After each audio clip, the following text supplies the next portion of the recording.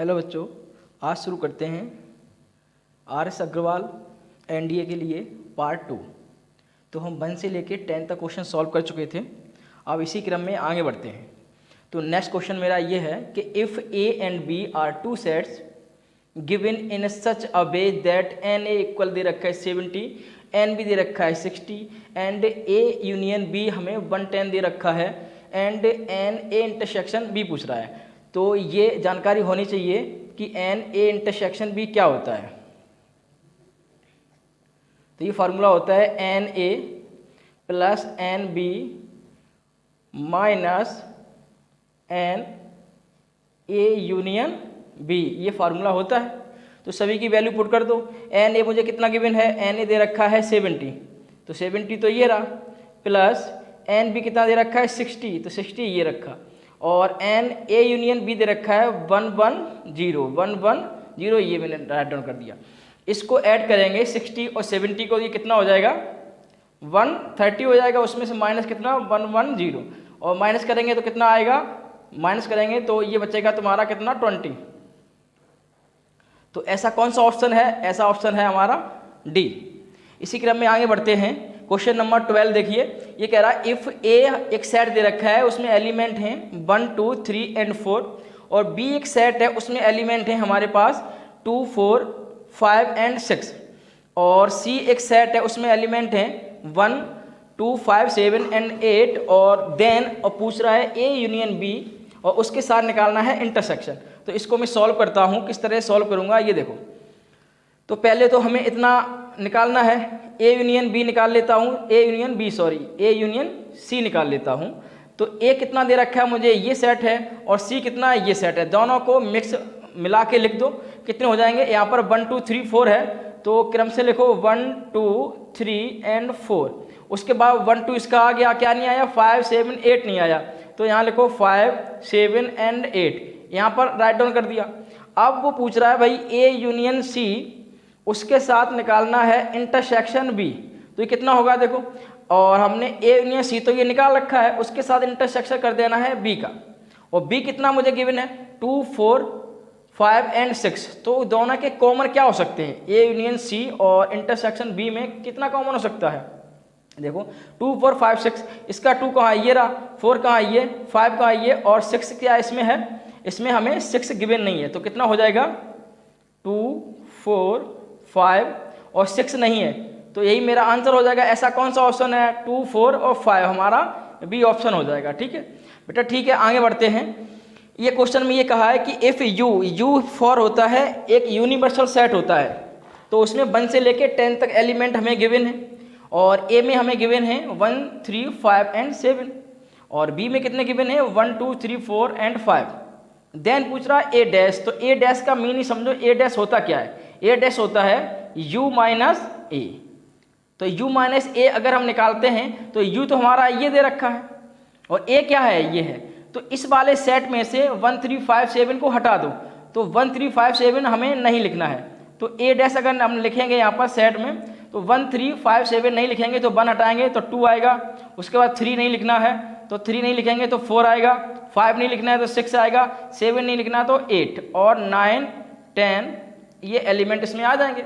इसी क्रम में हम बी डैश निकालेंगे, तो बी डैश का मतलब होता है u माइनस ए, तो सॉरी u माइनस बी, क्योंकि बी डैश है ना, तो u में से हमें b हटाना है, और b कितना है 1, 2, 3, 4, 5, तो 1, 2, 3, 4, 5 नहीं लिखना है, तो क्या लिखना है इसमें मुझे 5 के बाद 6, 7, 8, 9 एंड 10 बचा हुआ है।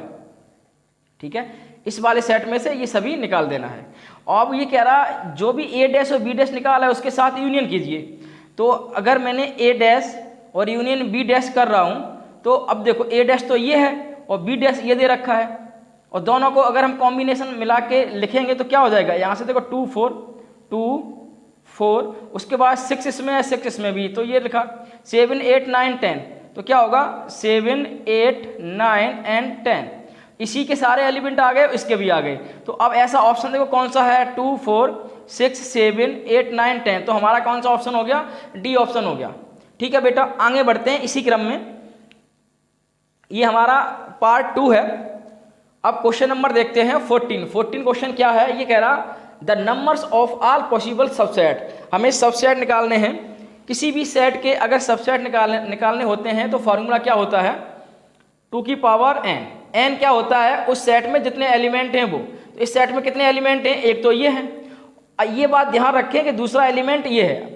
कुछ बच्चे क्या वो करेंगे ना, यहाँ पर 1 एलिमेंट 2 एंड 3 कर लेंगे, तो ये रॉन्ग हो गया, क्योंकि ना एक तो एलिमेंट ये है, अब ये ब्रैकेट में पूरा एक ही जोड़ा जाएगा, तो 1 एलिमेंट और ये सेकंड मान लेंगे। तो कितने एलिमेंट हो गए, 2 ही एलिमेंट हो गए ना, तो 2 की पावर n की जगह क्या रख देंगे, 2 रख देंगे, तो 2 की पावर 2 की वैल्यू क्या होती है, 4 होती है। ऐसा कौन सा ऑप्शन है, ऑप्शन है मेरा बी। ये अच्छा क्वेश्चन है, इसको मैं सॉल्व करता हूं। देखो ये बोला है consider the following statement.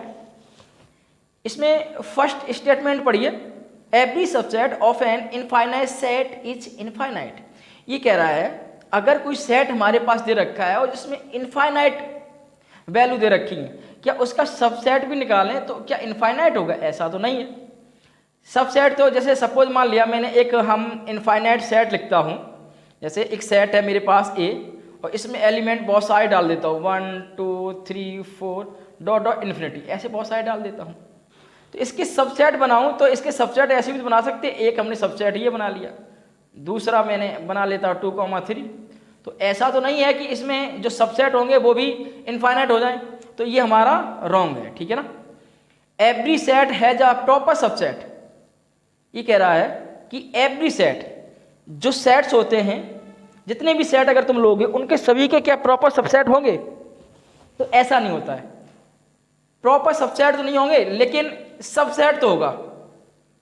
Every set has subset तो कह सकते हैं लेकिन प्रॉपर सबसेट नहीं हो सकता है, तो ये भी रॉन्ग है।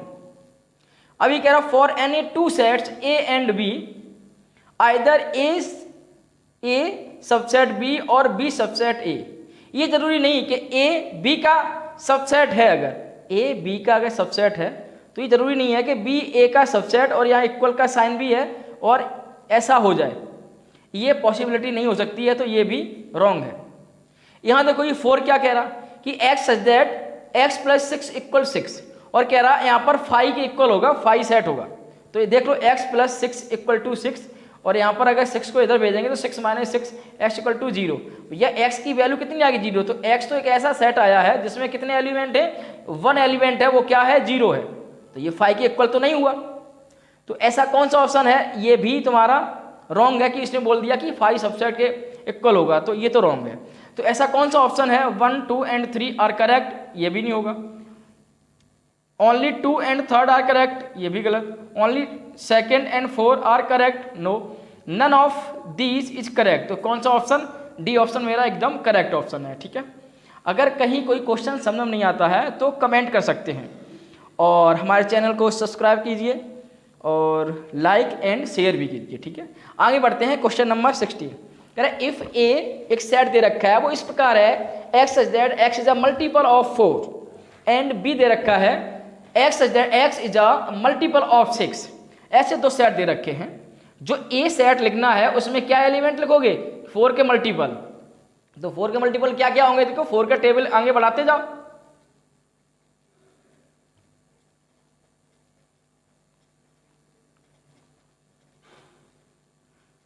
आगे भी चलेगा, ठीक है ना, आगे ऐसे चला जाएगा। ऐसे ही अगर b हमें लिखना है तो b क्या है, b x is a multiple of 6, तो 6 के मल्टीपल 6 बन जा 6, 6 × 12, ऐसे लिखते जाओ।